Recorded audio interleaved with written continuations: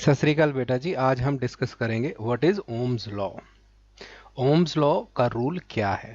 तो ये क्या कहता है, देखिए, for a resistance in an electric circuit, कोई इलेक्ट्रिक सर्किट ले लें और उसकी एक रेजिस्टेंस हो, तो उसके लिए the potential difference across it, इस रेजिस्टेंस के अक्रॉस जो पोटेंशियल डिफरेंस होगा विल बी डायरेक्टली प्रोपोर्शनल, वो डायरेक्टली प्रोपोर्शनल होगा to the electric current passing through it, जितना करंट उसके थ्रू पास करेगा। डायरेक्टली प्रोपोर्शनल का मतलब है क्या है कि अगर उस रेजिस्टेंस के अक्रॉस हमारी पोटेंशियल डिफरेंस बढ़ता है तो इलेक्ट्रिक करंट भी बढ़ेगा, अगर कम होता है पोटेंशियल डिफरेंस तो इलेक्ट्रिक करंट भी कम होगा। इसे कहते हैं डायरेक्ट रिलेशन। यानी कि मैथमेटिकली अगर देखा जाए तो हम इस तरह से समझ सकते हैं, V is directly proportional to I. V होता है पोटेंशियल डिफरेंस, I होता है इलेक्ट्रिक करंट, ये दोनों डायरेक्ट रिलेशन पे है। ये है हमारा ओम्स लॉ। अगर इस डायरेक्टली प्रोपोर्शनल को इक्वल टू में लिखना हो तो एक कांस्टेंट आता है, V is equal to R I. ये R क्या है? ये R ही है हमारी रेजिस्टेंस। ये प्रॉपर्टी होती है किसी मटेरियल की, तीन चीजों पे डिपेंड करती है, R is equal to rho L by A पर। तो ये रेजिस्टेंस की प्रॉपर्टी है, ये कांस्टेंट होती है किसी भी टेम्परेचर के लिए। अगर इसे फिगर से समझना है तो इस तरह से हम एक रेजिस्टेंस बना सकते हैं। ये देखिए, ये सपोज कीजिए रेजिस्टेंस R है और इसके अक्रॉस मैंने एक पोटेंशियल डिफरेंस दे दिया यहां पर V का। यानी कि ये दो अक्रॉस मतलब दो पॉइंट्स होने चाहिए। हमें ये मानना है जितना पोटेंशियल डिफरेंस यहां दिया उतना ही यहां पहुंचा, ऐसा नहीं कि इस वायर ने कोई फर्क डाल दिया। आप यही समझे कि बैटरी यहीं लग गई है इसके ऊपर ही। अब देखिए यहां पर पोटेंशियल डिफरेंस कितना है, V का। तो इस पोटेंशियल डिफरेंस के कारण कुछ करंट बहना शुरू हो जाएगा। हम डायरेक्शन क्या मानते हैं करंट की? पॉजिटिव से नेगेटिव। ये जो बड़ा डंडा होगा ये पॉजिटिव है, छोटा डंडा नेगेटिव। यानी कि यहां पर अगर दिखाना हो तो इस तरह से मैं दिखा सकता हूं। तो अब इसमें हम ये लगा रहे हैं, यानी कि V directly proportional to I। जितना V होगा उतने ही प्रोपोर्शन में हमें I होगा। V बढ़ा दें I भी बढ़ जाएगा, V कम कर दें I भी कम हो जाएगा। पर याद रखें हम रेजिस्टेंस चेंज नहीं कर रहे। रेजिस्टेंस क्या है? कांस्टेंट है, जो इस रिलेशन में आया फिक्स है। हमने ऐसा नहीं कि रेजिस्टेंस ही चेंज कर दिया, हमने माना कि अगर रेजिस्टेंस कांस्टेंट रहती है तो जितना हम पोटेंशियल देंगे उतना ही करंट आएगा। अब इसे समझते कैसे हैं? हम एक एग्जाम्पल या एनालॉजी से हम इसे समझ सकते हैं। V को अगर हम इलेक्ट्रिक प्रेशर मान लें, यानी कि जिस तरह से वाटर का प्रेशर होता है उसी तरह से मान लें, और इलेक्ट्रिक करंट को मान लें जैसे पानी का करंट होता है। यानी कि मान लीजिए ये यहाँ पर एक पंप लगाया हुआ है जिसके कारण कुछ प्रेशर आ रहा है, उसके कारण ये पाइप लगाई हुई हैं। देखो ये पाइप्स लगी हुई हैं, यहाँ पर इस पाइप में पानी जाने लगेगा, वाटर करंट। और ये रेजिस्टेंस का मतलब ये देखो मुड़ी हुई थोड़ी सी वायर्स हैं, इसके कारण क्या पानी जाने आना थोड़ा मुश्किल होगा, थोड़ी सी रेजिस्टेंस मिलेगी, थोड़ी सी अपोजिशन मिलेगी वाटर करंट को। तो उस तरह से हम समझ सकते हैं। अब देखिए अगर हम इसको कांस्टेंट रखें, यानी कि इस रेजिस्टेंस को, इस रुकावट में कोई चेंज ना करें, ऐसा नहीं कि और मोड बना दें इसके, हम इतना ही इसे रखें, तो जैसे ही मैं प्रेशर बढ़ाऊंगा यहां पर इस मोटर में, तो पानी ज्यादा जाने लगेगा कि कम? ज्यादा जाने लगेगा। अब मैं पानी की जो प्रेशर है उसको कम कर देता हूं, तो पानी जो है उसका फ्लो जो है वो कम हो जाएगा कि ज्यादा? कम हो जाएगा। तो है ना डायरेक्ट रिलेशन, यही ओम्स लॉ बता रहा है। बट हम किस तरह से समझेंगे? अब वोल्टेज और करंट के हिसाब से समझ लेते हैं। वोल्टेज जैसे ही हम बढ़ाएंगे तो इलेक्ट्रिक करंट बढ़ता जाएगा, वोल्टेज जैसे ही कम करेंगे वैसे ही इलेक्ट्रिक करंट कम होता जाएगा। ये दोनों V और I डायरेक्टली प्रोपोर्शनल हैं। और उसके बाद हम जब इसे इक्वल टू में करते हैं तो ये एक कांस्टेंट आ जाता है, यानी कि R, ये जो R था ये यहां पर आ जाता है। अब हमें इक्वल टू में रिलेशन मिल गया जिसे हम बोलते हैं V is equal to R I. R क्या है? रेजिस्टेंस है। रेजिस्टेंस क्या है? थोड़ा सा पढ़ लें, रेजिस्टेंस क्या है?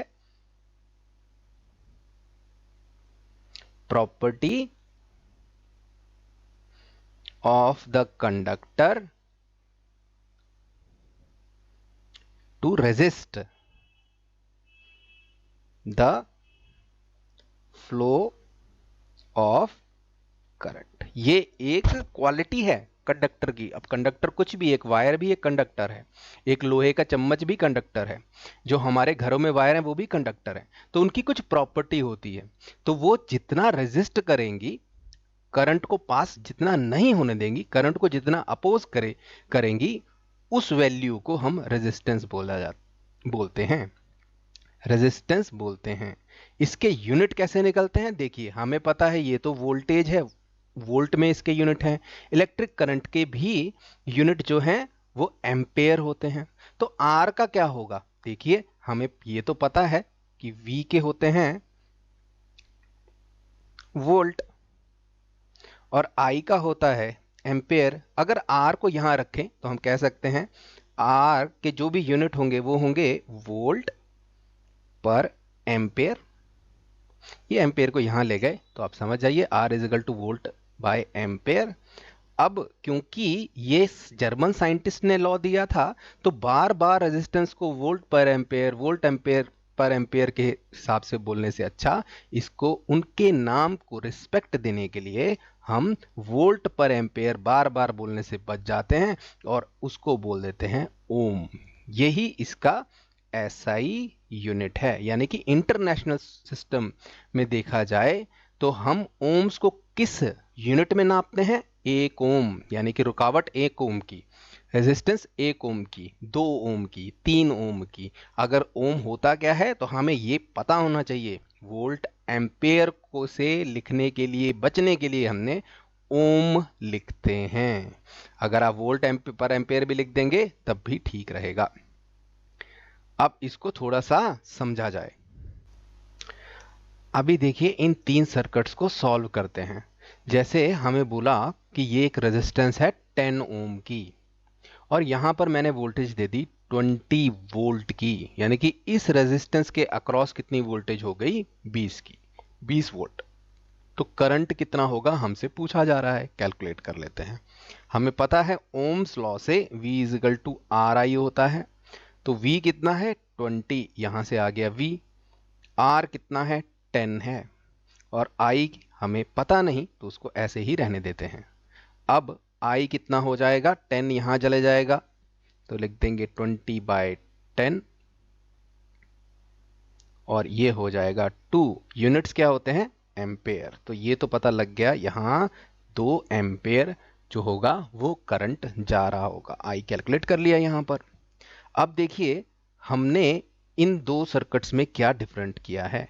हमने क्या किया, यहां रेजिस्टेंस कांस्टेंट ही रखी, बट हमने वोल्टेज 40 की कर दी, 40 की।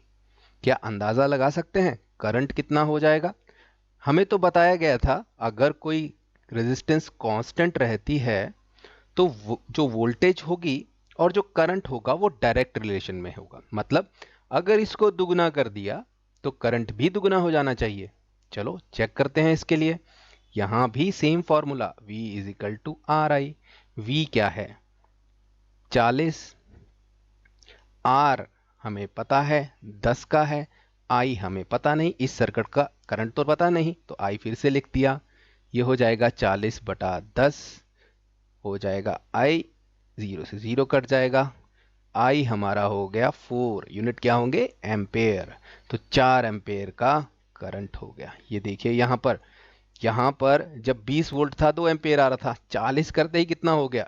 डबल हो गया। अगर वोल्टेज डबल हुई तो ये भी डबल हो गया, यानी कि डायरेक्ट रिलेशन में है। यही तो ओम्स लॉ है। आइए एक और करते हैं। यहां पर देखिए क्या चेंज हुआ, वोल्टेज को आधा कर दिया, यानी कि 20 वोल्ट से 10 वोल्ट हो गई। ध्यान रखिए तीनों में हमने रेजिस्टेंस कांस्टेंट रखी है, फिक्स रखी है।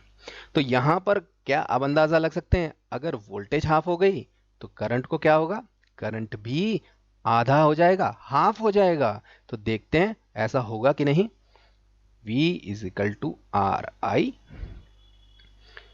V है 10 का, इस बार 10 वोल्टेज ही है, 10। R भी 10 है। I हमें इस सर्किट का नहीं पता तो कैलकुलेट कर रहे हैं।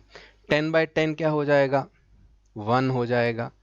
ये हमारा आई निकल जाएगा, यानी कि आई हो गया 1 यूनिट, क्या होंगे, एम्पेयर, 1 एम्पेयर।